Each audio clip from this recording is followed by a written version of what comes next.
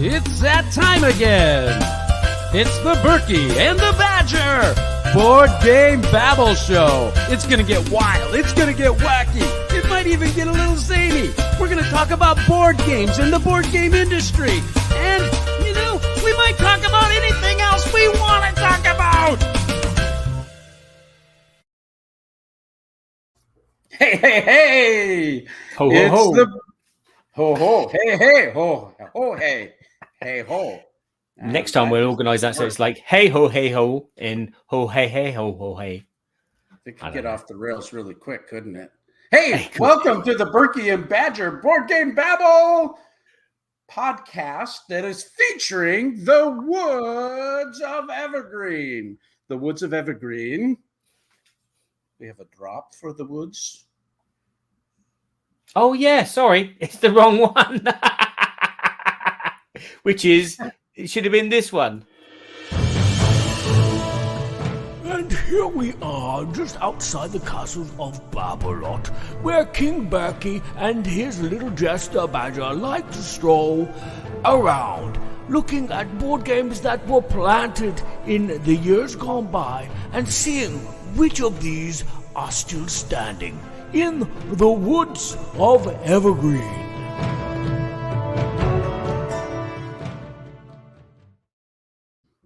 Hey, hey, hey! Hey, ho, ho, ho! Ho, ho, ho, ho. Oh, things go off the rails the wrong way that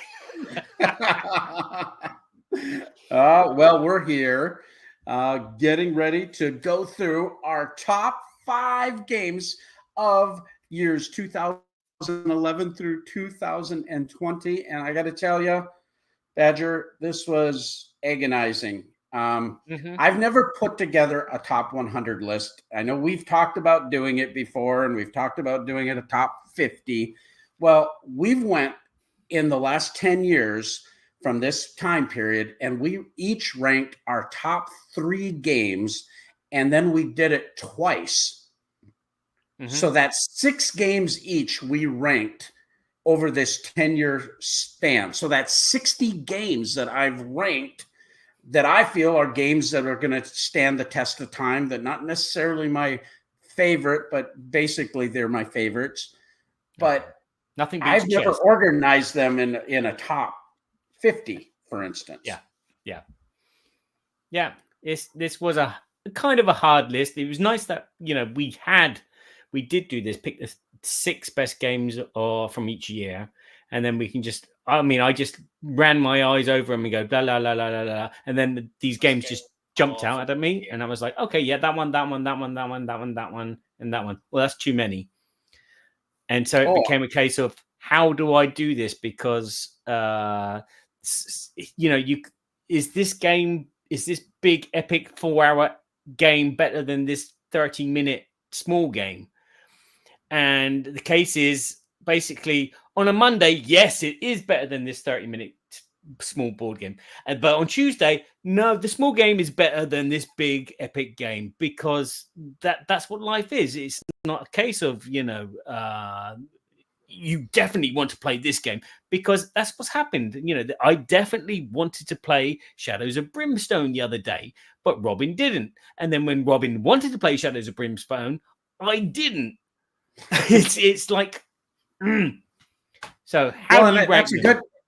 It's actually a really good point. You know, maybe it's even a topic later on for the Babble topic with our Berkey and Badger show. But how often you get to play the games, how that influences your rating of a game.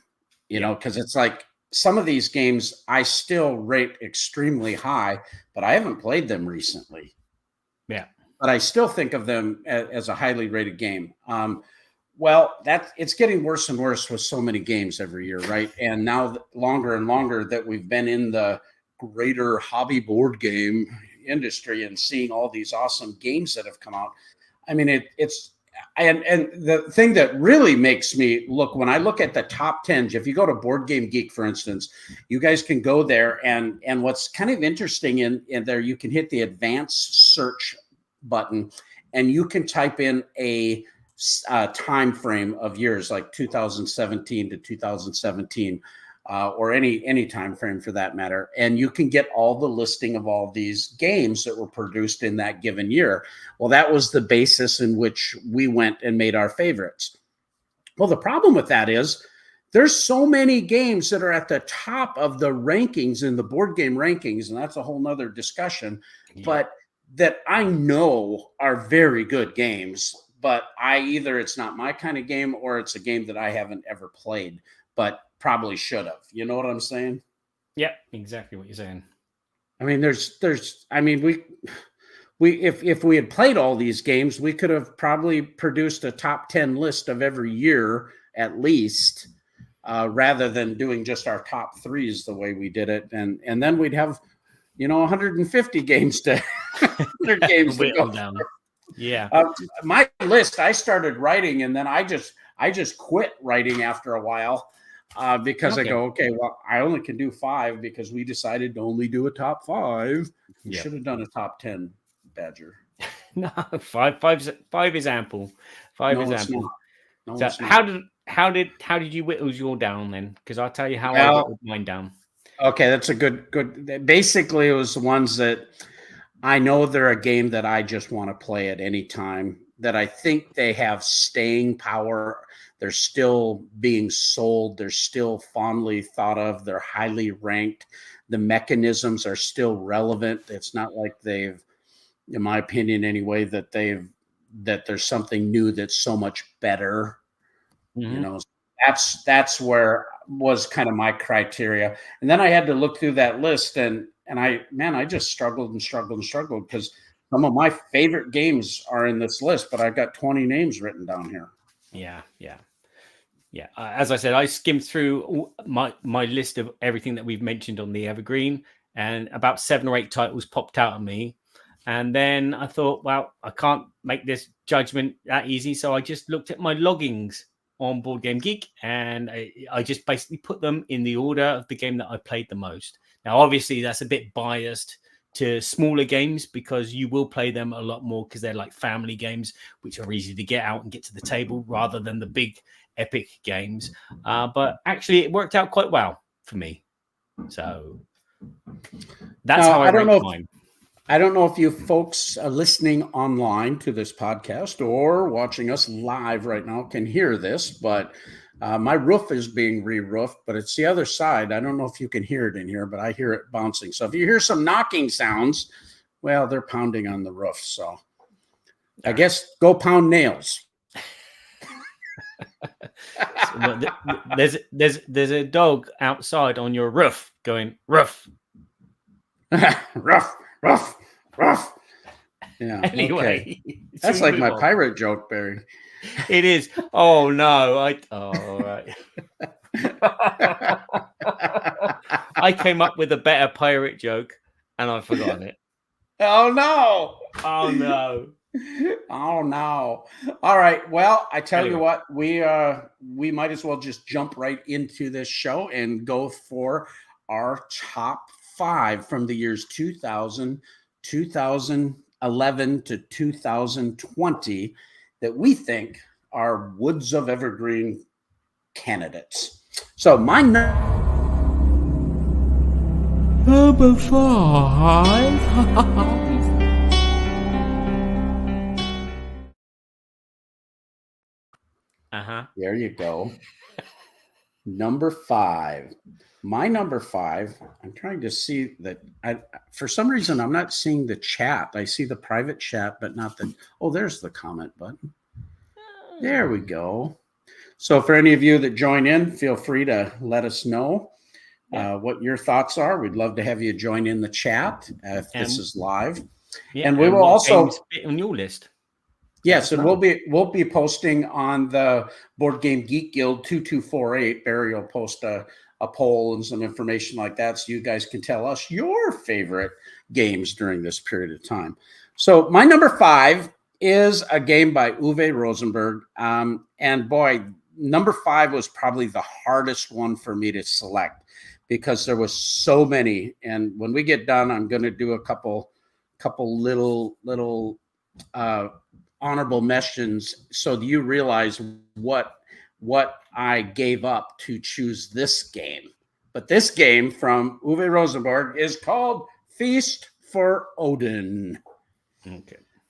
All right. Feast for Odin is one of these games that is classic worker placement in the Uwe Rosenberg style, if you will.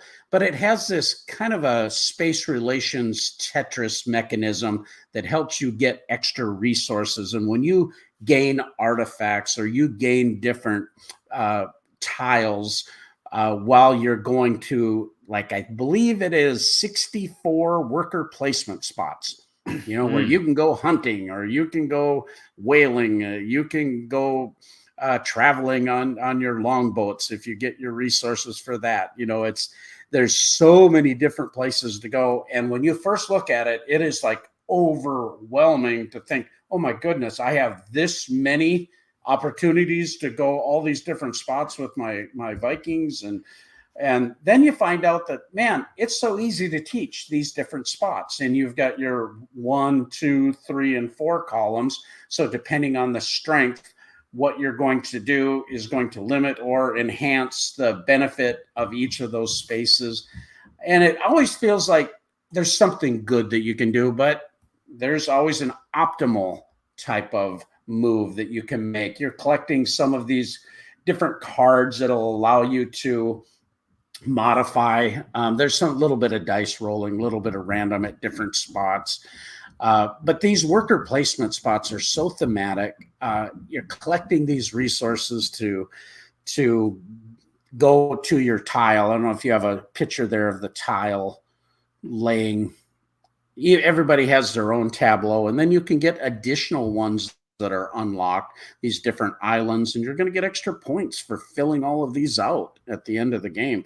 And that's really part of the challenge. But that whole worker placement mechanism, and then this other little mini game in a game, if you will, I just love it. I'm a big fan of Uwe Rosenberg. I love his games. I love Caverna, Agricola, Le Havre, those type of games. And Feast for Odin, in my opinion, is my favorite of his games. And I had to include it as number 5.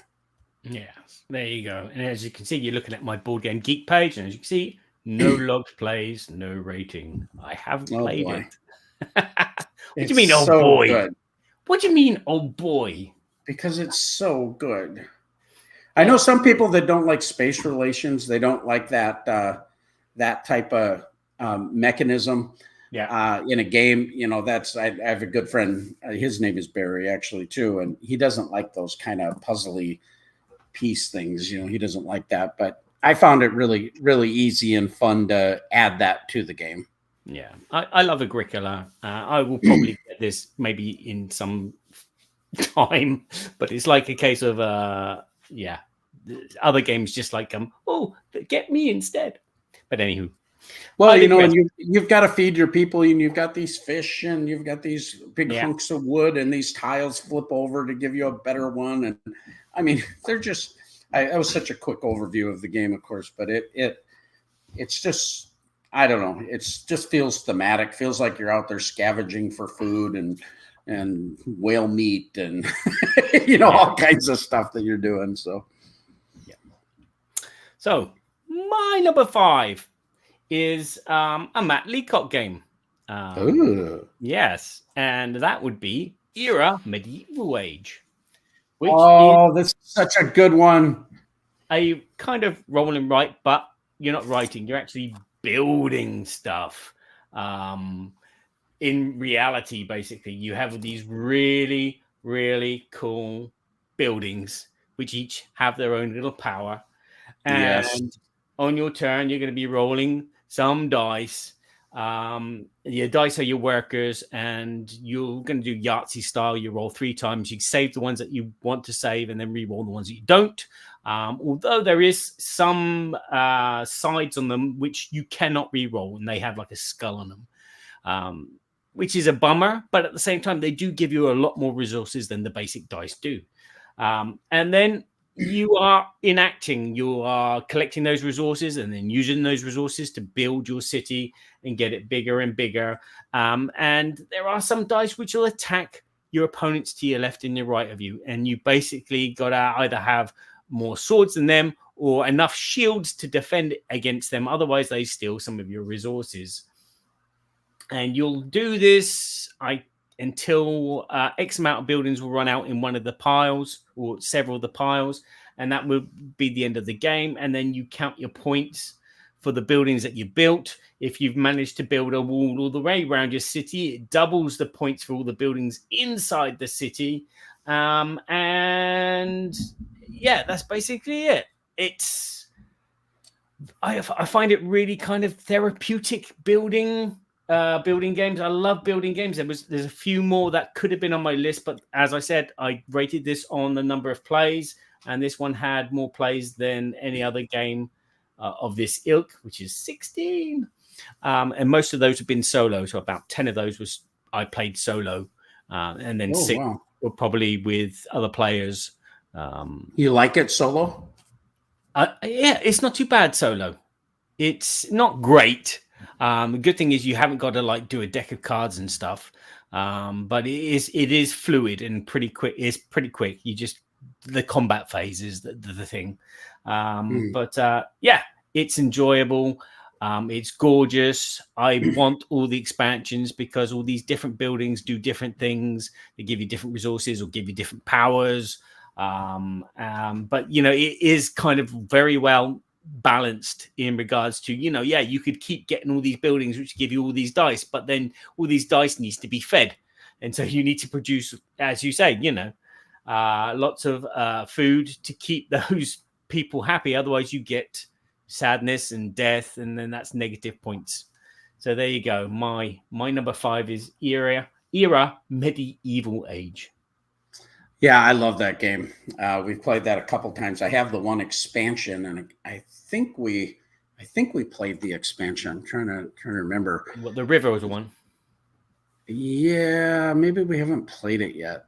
All right. And I have the expansion, but yeah, I totally thought this was great. It gave me that feel of, from Eagle Griffin games. They had, a roll through the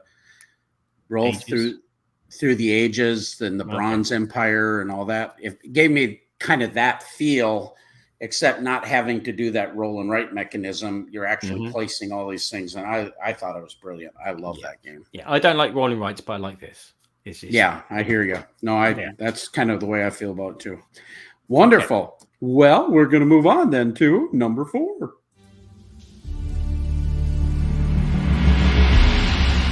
A number 4.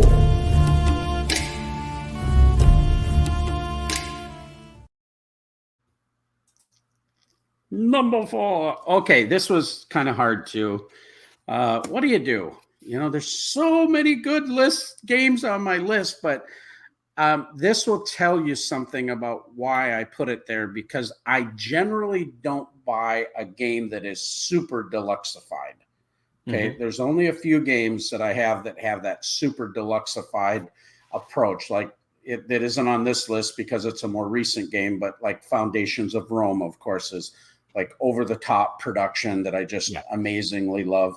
Takenoko is a game that we enjoy, but they had like a $300 when it first came out, huge wooden version of it. And then now I guess is worth like $1,200. So I should have bought it. No, it's still worth $300. It's still worth $300. Yeah. Yeah. I mean, but I thought I've seen it going for like $1,200 on eBay and stuff. Oh yeah. Probably on eBay, but they were selling them at SN last year for about $250, $300. Oh, really? Yeah, that's my daughter's favorite game. So Gabby would love that. But anyway, I normally don't do that. I like deluxeified stuff. I like to buy the deluxe editions, but usually not those huge ones. But this game, number 4 on my list, because I love this game so much, and we played it a lot in its original form, and I was fine with that, actually. I upgraded some of the little components for it with the Board Game Geek bits and whatnot. But this game is Stefan Feld, who is one of my favorite designers. This game is called Castles of Burgundy.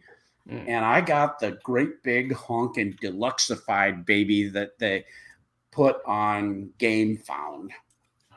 Nice. And this version of the game with the acrylic tiles, this is a dice worker placement type of game. You're rolling these dice, you're trying to fit different buildings and different things on your own tableau, filling out regions. But everybody is competing for different spaces on the main board.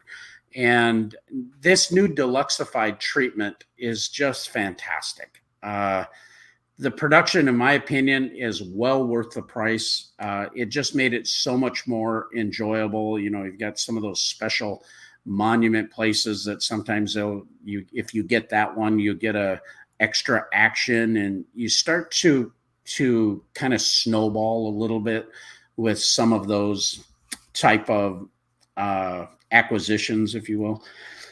So Castles of Burgundy, I know it's a little bit of random there, but there's different ways to mitigate the dice and to collect the different type of resources, to fill out the different regions, to collect the majority of the points, whoever has the most of this one and that one.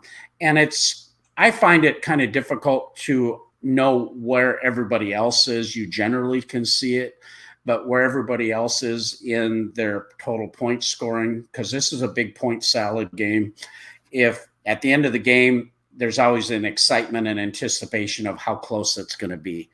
And I find that this game seems to balance out really well like that. So anyway, Castles of Burgundy, the deluxified edition, the regular edition is just fine too, in my opinion. I think it's a great one from Stefan Feld. Nice. And the publisher of that now is it's the owner of GameFound. I know what it is. It's a really big company. Come on. You should know it. Awaken Realms, thanks. And they're just doing a big reprint of another old time classic game that's coming out. So it looks like they're kind of going back and picking up some of these older games and deluxifying them and making a few little tweaks to them. Well, why not? It's not much work. Yeah, right. But you can get a lot more money. Well, these are beloved games, and so people like to have that special thing, that they've acquired. So I think that's kind of cool. Yeah. So that's my number 4. And your number 4. And my number 4 is a game. Oh, I actually have the T-shirt on from Monolith.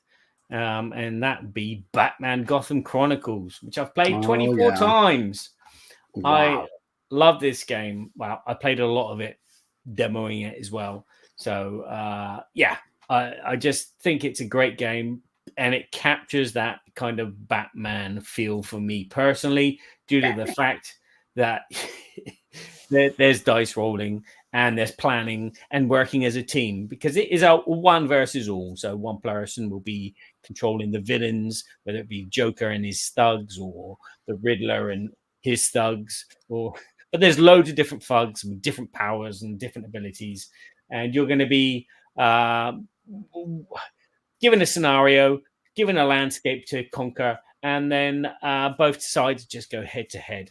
The heroes will interact with each other. One Batman jumps into a space and punches out a thug. Robin will fly down and shoot the thug with his batarang a bit further along, and then Batman will go into that same space because he has this extra movement point, which he can go into the car, and then he can deactivate the computer because he's good at handling computers. And this game captures all that. You're using energy cubes to enhance the power of your attack. The more energy you use on an action, the more dice you roll, and the better chances you have of knocking someone out or doing whatever you need to do. This game is gorgeous with the minis. I'm a Batman fan. Most people are Batman fans, I think. And it's just really kind of tense. It is a lot luck driven with the dice rolls. And so you have to be really careful, but otherwise it's a pretty cool combat game, scenario based. And as I said, I'm going to say it again, it's Batman. Yeah, you played this. You taught us that when you came and helped me that time. You came to America and helped me at BGG Con, and we had that at our house here, and you taught us that game. Yeah, we had a lot of fun. Yeah, it's long, but it's fun. Yeah, I haven't played it since. It's sitting back there with all the big expansions, and it's one of those games that's hard for me to go back into to learn to teach or to bring it out. And I'm usually not a really big co-op person, but that was a lot of fun, and it's super thematic. I mean, goodness. Yes, and I'm hoping that Amazing production. In a couple of years' time, Robin will be old enough to play it, and he will play that and nothing else for a long time, I think. Well, that's awesome. Well, before we move on to our number 3, we want to give a quick couple shout outs. Our one of our sponsors is Arcane Wonders, and they've been with the Berkey and Badger Board Game Babble show for a long time. And Arcane Wonders is doing a lot of amazing stuff. They've got a pre-order open right now on their website where they've got the video game Champion that you can go in and pre-order. They also have, do you have that pre-order page up there? You can see a couple of things. You can see that they have, that's fine. You can just scroll through there. They also have, scroll through a couple more for me, for those of you that are watching this here. That's just the video game Champion. The other games that they have on for pre-order. Sorry. Okay. That's now ready. Games for pre-order. Here we go. There we go. What do you want? So they've got a couple new ones. Yep, you can click on that. And this was interesting when I saw this, that they've actually are bringing Craftwagon Age of Engineering to the North American audiences. They worked out a deal with that game that really had a lot of a buzz. I think Stronghold Games had that before. There's also another one there. There's a couple more on that page real quick. Frozen Frontier Deluxe. I don't know anything about that one, actually. So flip onto that one. They just put these up. What do you want? Vegetable stock? Vegetable stock. Yes, they had this at a really quick, fun card game that they had at Gen Con that sold really well. Plus, they've got World Wonders and Mondo and all the new Foundations of Metropolis that you can get. So anyway, check out our friends at arcanewonders.com. And then after our next one, I've got another quick shout out that I want to make to a partner company of ours that is running a Kickstarter. But we'll move right on to number 3. Number 3.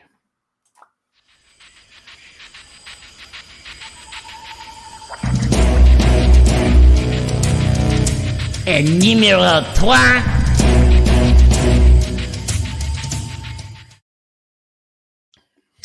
All right, this was also not a hard decision to have in my top 5, but ranking it was challenging for me. But this here is a game that incorporates a mechanism where you have action selections with the cards that you play down, but then you can pick up these cards and reboot, so to speak, to get all these different abilities. And this game is called Concordia. Oh. Now, Concordia has been a long-time family favorite game. We just recently played it at Maddie's birthday time, and you're running around and you're placing your little villages, and you're going to have merchants that you can go and trade these resources that you're getting, but you're going to need resources to build these settlements on these different locations. And you've got your settlers that are running out that can be land settlers, or they can be ocean settlers. We have like 6 different, maybe 8 different maps, and the salt expansion, which incorporates another kind of like a wild resource. So you're getting all these different resources, wine and silk and bricks and all this stuff, and you can trade them. So there's an economy that's there, and you get your sesterces, your money each turn based on when you trade in up on this track. That's where you can go to this market, or basically it's not called the market. Oh gosh, what's that called? The Prestige. When you go up there anyway, you can either get income or you can get resources from those particular countries that you have settlements in, and you're also going to get extra resources from those settlements that you have. And you're trying to have this amazing set collection where, let's say I have 5 of the settlement cards, and then I have 10 settlements on the board. It's going to multiply times 5. And that's going to be the same case for different abilities, like for how many settlers you actually have all out on the board. There's different ones that are for, like, if you have the Vinter, which has all the vineyards, you're going to get extra benefits for that, points for that. And this, again, is one of these games that has a lot of points. And at the end, it's like you never know for sure who's going to win the total points. And you've got these cards that are so cool that, you've got the senator that you're going up to buy these upgraded cards to bring into your hand. Well, then you're getting more cards. We have the expansion too, where you get all these other benefits, where if you have 5 cards that you throw down with your tribune to reset your cards, you can only get this particular benefit, and they change as you take them. But if you wait a little longer, you can get another one. And so there's this tension of when to reset your hand, but sometimes you got to reset your hand because, gosh, I have to get my settler out on the board, or I have to go and I got to get my senators back so I can buy more cards, or whatever the case is. And there's that tension of that push and pull. We love this game. We keep playing a new map every time we do it. It's always a blast. We just love this game. And it was easy for me to be in the top 5, a little more challenging with my next 2, where to rank it in there, because it is so good. I think I know what your next 2 are. But all right. Yeah. You might. Yeah.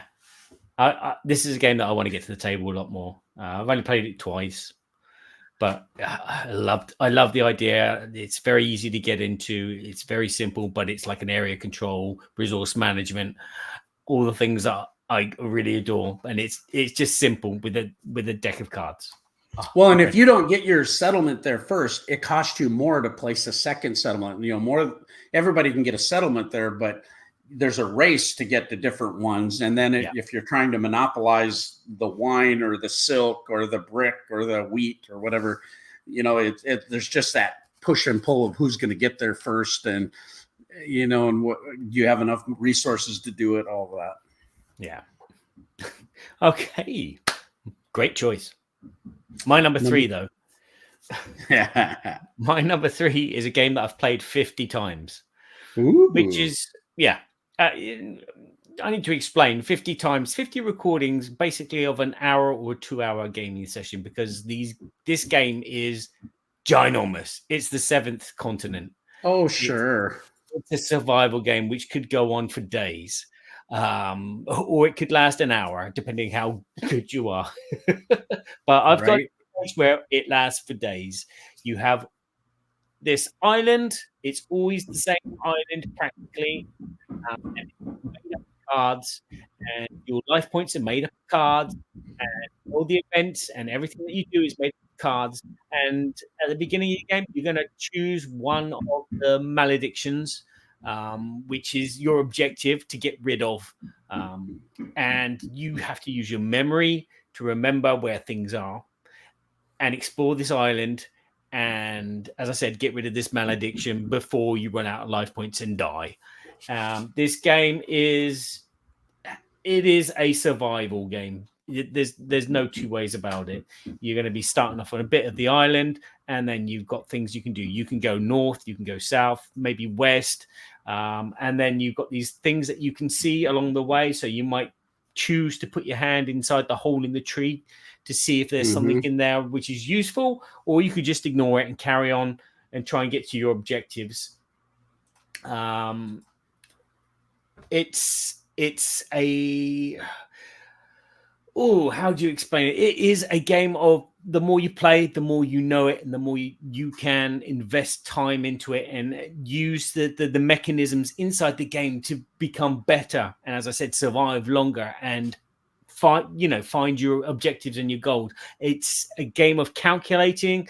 It's really an extreme kind of adventure game, so to speak. And I've played this mainly solo. I don't play it with 2 or 3 players, which you can do, but yeah, it's a solo experience for me, and it's an enjoyable one, which is now being replaced by the new Seventh Citadel, which is a story, not so much survival, but a story game, an RPG. But anyway, that's my pick for number 3 is the Seventh Continent. Now you did a music soundtrack for this too, didn't you? I did indeed, yes. Yeah, and it's brilliant. We used that when we first were taught this. A friend of mine, Kai, taught us this game, and yeah, we had a lot of fun. It was difficult. It was difficult going through there. There was the choices. They didn't make it easy for you to go through and complete this. It kind of reminded me a little bit of Robinson Crusoe, but better. It's very open-ended. The amount of things that you can do are infinite. Some of them are restricted to the cards that you have in your hand because these are your ideas and you could probably construct something. But yeah, it is infinitely infinite, and you never know what you're going to run into. You might learn that this flower here will stop bleeding. So like when you get on a space with that plant, if you're bleeding, you can stop it. But in your next game, you might not have that knowledge, so you can't do that. But there's like 100 different things, 100 different creatures, 100 different plants, and their different abilities. So every game that you play is going to be different, although the island is always the same island. And that's the clever thing about it, the mechanisms of the cards that build the island. So yeah, amazing game. Yeah, really beautiful production too. They did a great job with that. I know people love that game. Well, before I go down to my number 2, I want to just give a quick shout out to our friends at 25th Century Games. Chad Elkin has a deluxe version, the Pharaoh version, and a standard version of the hit game Raw from Reinhard Knizia.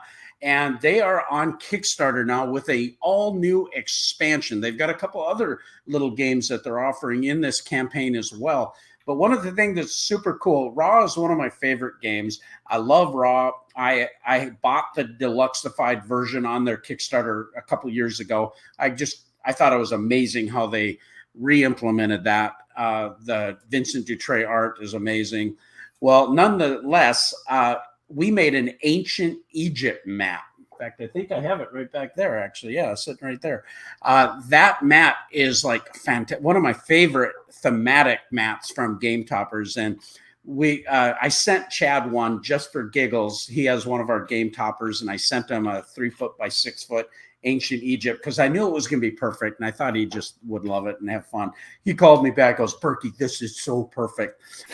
Well, once he was showing some pictures of the game pre-marketing the campaign, and the mat was on there. So we talked for a while. And he said, "Well, why don't we offer it to your backers at a, I'll work out a deal for you so you can offer it to them in a 3x4 and a 3x5 size." And it's so perfect with this game Raw. They're already at like $160,000 on Kickstarter. It's only been out for a couple days. There's only like 15 days left on the campaign. It's a short campaign.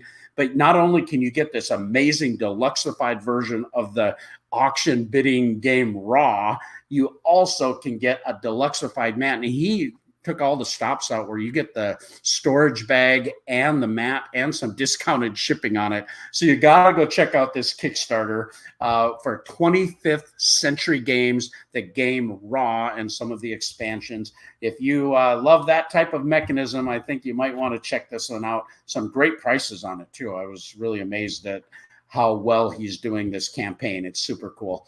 So that's our just a shout out to my friend Chad. And we are going to go to my number 2.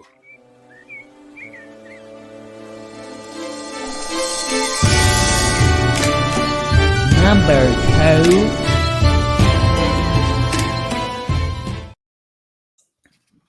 2. Well, so Barry, I'm going to let you guess. Okay. It's quite obvious that it is going to be Blood Rage. I thought maybe you would flip flop my 1 and 2 because you probably know then what my number 1 is then. Yeah. I struggled with it. Blood Rage used to be my number 1 of all time. The reason it got bumped is just because of my number 1 is being played so much more, and I adore both these games. They could both be tied for number 1, but Blood Rage, I don't know. This has got all that Viking bravado, area control, monsters, building your rage, building your little track where you're going. You've got this drafting mechanism where you're drafting these cards, and there's this hidden fog of war type of thing that you're doing with when you have these battles, and you've got movement and variables. And I have a deluxeified painted version that Rob Oren painted for me many years ago. I have a deluxe insert for it, and I have the playmat. It's fantastic. We play it on our great big Viking mat from Game Toppers, and these monsters, the characters that you have that add a little extra to your area control. What's weird about it is I'm not that great at this game. It's not like I win this game all the time, but of all the Eric Lang games, from Cool Mini or not, whether it was Onk, I like Onk. The other one, not the Egypt one, but the Asian game. What was the name of it? Rising Sun. Rising Sun. I so much wanted to love Rising Sun because it felt like Blood Rage by the production. But when I played it, I didn't like it the same way. I didn't like the moving mechanisms, and it was just challenging for me. A couple of the different things with that game that I just didn't like it like I like Blood Rage. In fact, I got rid of my copy of Rising Sun, sadly. But Blood Rage, all-time favorite game of all time until just recently. I just decided to change it because I'm just not playing it as much as I want to. But it's still a fantastic game. The big contributing factor is time to play the game.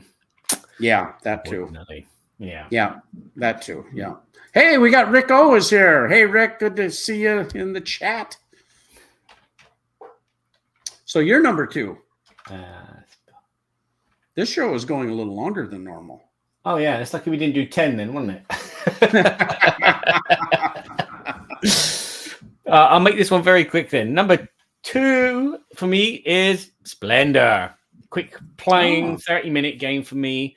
I love the challenge of calculating a route to success by taking gems and by using those gems to buy mines, which you then use to get gems, which are the cards themselves, to get points to get to the top and win those lords and duchesses. This game is just super, super light. As I said, a 30-minute game. Played it, more than 50 times. I'll have a look in a sec. But I played this game a lot, and it's just a calculating game. 63 times. Wow.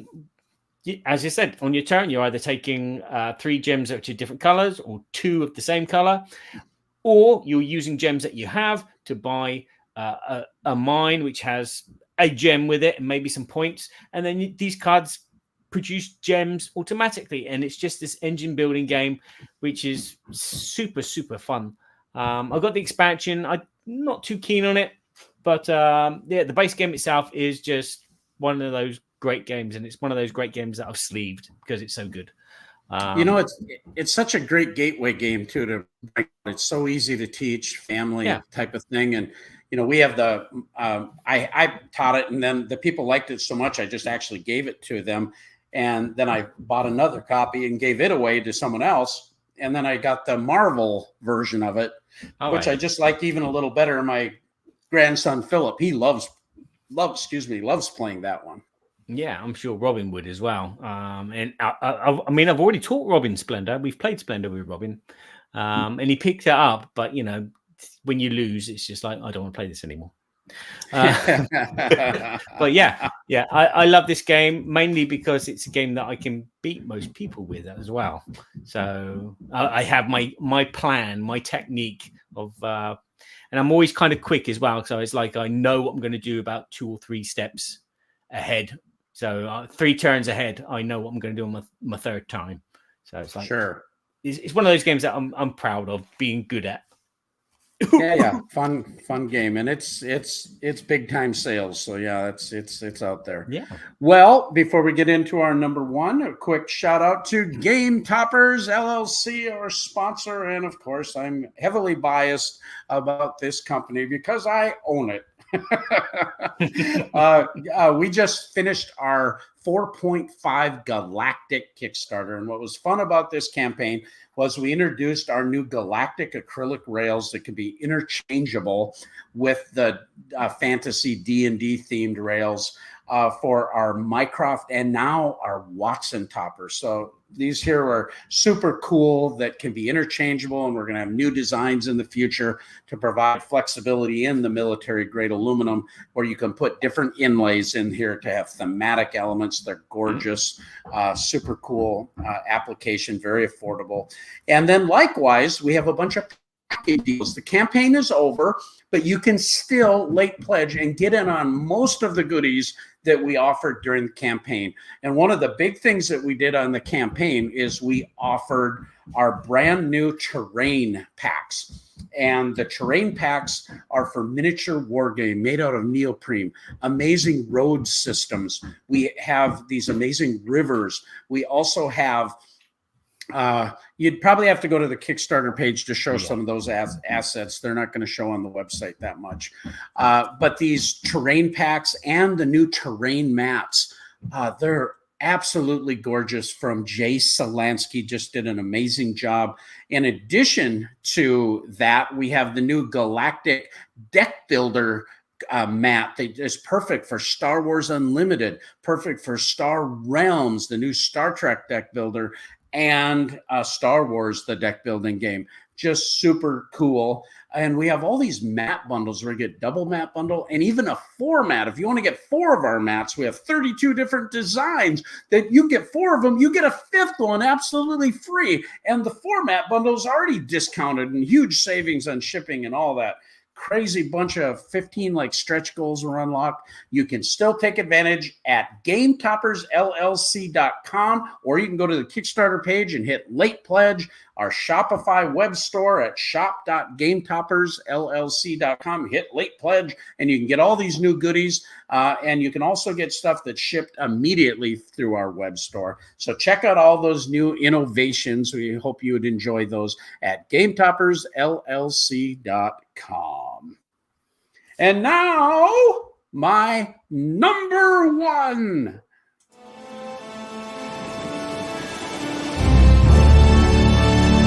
And finally, number one.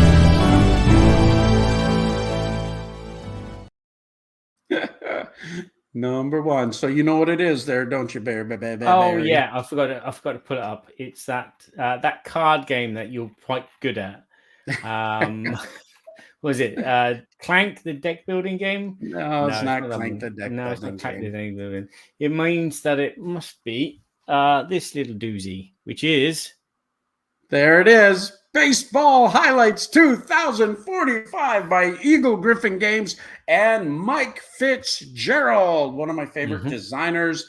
As we've talked about this game a lot, but I love this game. I'm currently the world's champion of this game that I won at Origins here last year.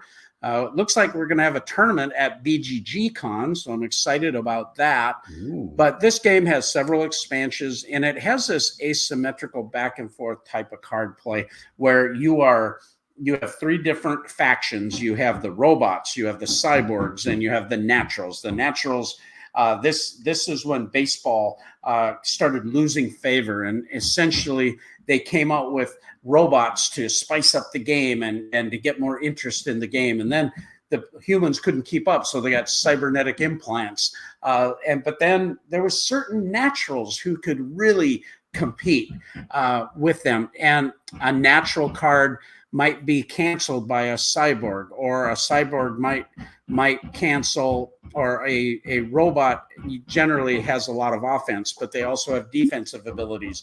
So some of them have both. And you're getting this deck building 15 card hand, and you're playing 6 of those cards each time in a little mini series of 7 games. And you're playing your card, you're threatening hits. The other person's going to be able to react to it with their cards. And whoever reacts the best and has a good combination of defensive plays and offensive plays. I find that this game is very simple to teach. I can actually sit down and teach this with the game in front of me very easily to someone so that it's reasonably quick. You don't have to be a sports fan to like this game. The mechanisms are so amazing. It's helpful to know how base runners run. That's about the only thing that makes that you have to have baseball knowledge of. And that's even very simple to teach. The cards are fantastic. The art is great. I love this game. I will play this game with anyone, anytime.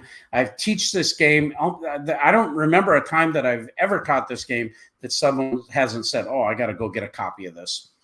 And I love it so much. On our last Kickstarter, we actually got an agreement with Eagle Griffin for us to make a premium Baseball Highlights 2045 play mat with our 3mm stitched edge, and it's a double tournament play mat for $39 you can get on our Kickstarter. That being said, I love it. I'm even going to have a promo card, Berkey Pocket, in the new edition that's coming out, that's going to be shipping out to backers in not too long. Cool. So way cool. I got the Commissioner Ralph trophy, and Ralphie just has been loving his time with Berkey. And traveling around. Blake Green is here. He says, go ahead and you can answer this one, my friend. Not to interrupt. When you get a moment, Badger, what is a board game musician? Aha! Yeah, okay. Good point. I'm somebody that makes music for board games. I have soundtracks which are available to stream on Spotify, and they've been, allowed by the publishers of the board game. So there's a soundtrack for Abyss. There's a soundtrack for Titan from Holy Grail Games. There's a soundtrack for Claustrophobia from Monolith. And there's also the Seventh Citadel and the Seventh Continent soundtracks. I also do work for role-playing games.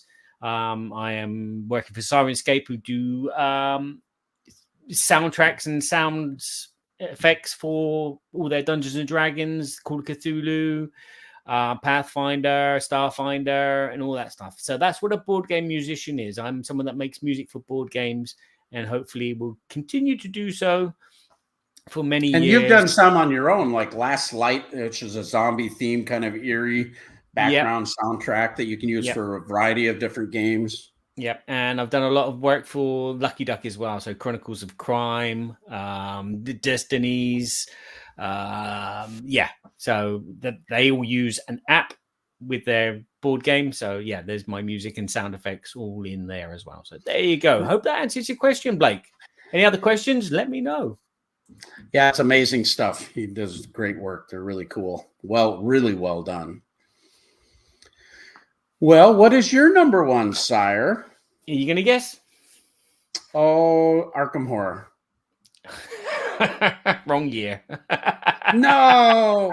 Oh, that Viticulture. I should have known. You should have known. 72 plays. So it's my most played game, record as Board Game Geek says. But Viticulture. It's a worker placement game where you're working in a vineyard, which is a job that I did when I first moved to France. And it doesn't capture it perfectly, but it gives me that sensation of, planting vineyards and then recolting the fruit and then turning it into wine. Not that I did all that. All I did was prune and weed and stuff. But yeah, this game is not that simple to teach. It's quite simple to teach. You just say you place your worker there and that's the action you get. But then it comes into the complication of, if I go there and I block that space, nobody else can do that this turn, especially if you're playing with certain number of players. But yeah, the base game itself is okay. I prefer playing with a couple of the expansions to that Tuscany expansion was really cool. Yeah. So having buildings and having the special workers which have special powers, and what else is there? Then there's the that time element that that you have to ferment the wine, to go from one stage to the next, and then getting those recipes, of different kinds, whether it was champagne or rosé or and all those player cards that give you those extra abilities. I thought, was really having cool all too. the extra cards as well, it makes it a bit kind of uneven, but it does work. It's not a perfect game, but it's pretty good, and I enjoy the sensation that it gives me of building up an industry, building up a company, having this building built, and then that building built, and that gives me the bonus. But if someone else is going off and just planting vines after vines after vines and getting lots more grapes than me, and then it's that race to get the points to sell the wine to the customers and steal those spaces away, and again, it has that kind of the turn order, which is totally arbitrary. Each turn, you can choose which order you want, which time you want to get up, so to speak, as the rules state it. You can get up later in the day, which means that you're the last player to place a worker, or you can get up first thing, and the benefits that you get for being the last player are more powerful than the one that you get if you're the first player. So there's like this push and pull, and then there's other things to do, like sell the land, which is a nice little expansion where you can sell the land, get that bit of money at the beginning, and then buy it back later on because you need to expand your business. And the more expansions you add, the more different routes there are to winning the game, which is, I think, why the expansions work better than just playing with the base game, because it is a kind of a one-way route to win the game. But and there's that race, it's Stonemeyer Games. He has that euphoria. Everybody's racing that last minute to get there, and then all of a sudden, it's over. Yeah, it's a very slow build. Nobody would score points for many, many rounds. And then all of a sudden 1 point comes, 4 points, and then 7 points, and then 20 points, and it's over. It gets very exciting. It starts very slow and repetitive, but it gets exciting as you all. I love that game too. It's great. We made the Roman mat, for Foundations of Rome, but we purposely kept the whole center of the mat all vineyards, and it's kind of a lighter area, so it like goes perfect for viticulture. I mean, that was deliberate. I was going to play it the other day. I got it out and I was looking through it all, and I'm going, I need some more sleeves. Some of these cards don't have sleeves. Oh yeah. I was like, why is that? Well, I tell you what, I'll go through my quick rundown of my 5, and you can do your 5. My number 5 was Feast for Odin, great worker placement game from Uwe Rosenberg. Number 4 was Castles of Burgundy, a Stefan Feld game from Awakened Realms, the deluxeified version. Number 3 was Concordia. Gotta love it. That's Egispila, I believe. And then number 2 was Blood Rage from Cool Mini or Not, Eric Lang game. And my number 1 game of all time during these 10 years that I think stand the test of time is Baseball Highlights 2045, Eagle Griffin Games, and Michael Fitzgerald. Yes. And my top 5 for this decade is number 5, Era Medieval Age by Matt Leacock. Batman Gotham City Chronicles by Frédéric Henry. The Seventh Continent by Bruno Sauter and Ludo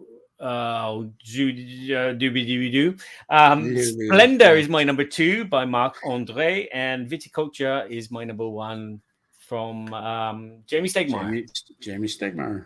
Yeah, and Alan Stone. Well, this was a super fun game, super fun show, recapping our Woods of Evergreen. We're going to put Woods of Evergreen now on hold for a while because we went to year 2020. We're going to wait to to reboot this after a few years, and we'll see if we're still doing podcasts then. Yeah. There's no You point know? doing the Woods of Evergreen in 2024 because Exactly. Who knows yet? Sometimes Yeah. you know, sometimes you don't, but Yeah. it becomes more of a first impression scenario. But nonetheless, we are going to have a new segment that we're going to be developing called To Cull or Not To Cull. And this will be where we talk about games that we've played that we're either keeping in our collection or getting rid of. They could be older games, they could be newer games.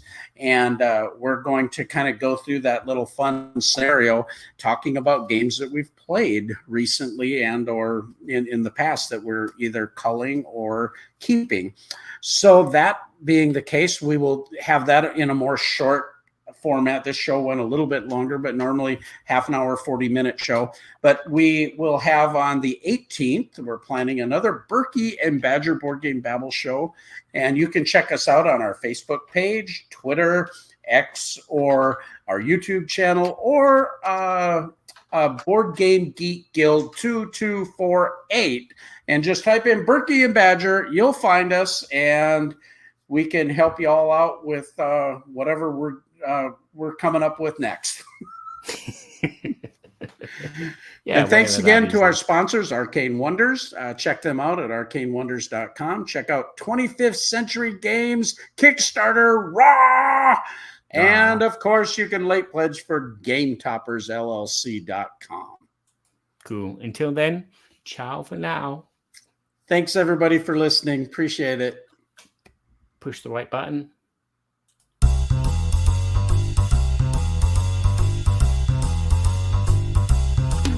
We're so glad we had this time together. Now it's time to go. It won't be long until we have another show. So keep us in mind, get online. Berkey and Badger will be back in no time.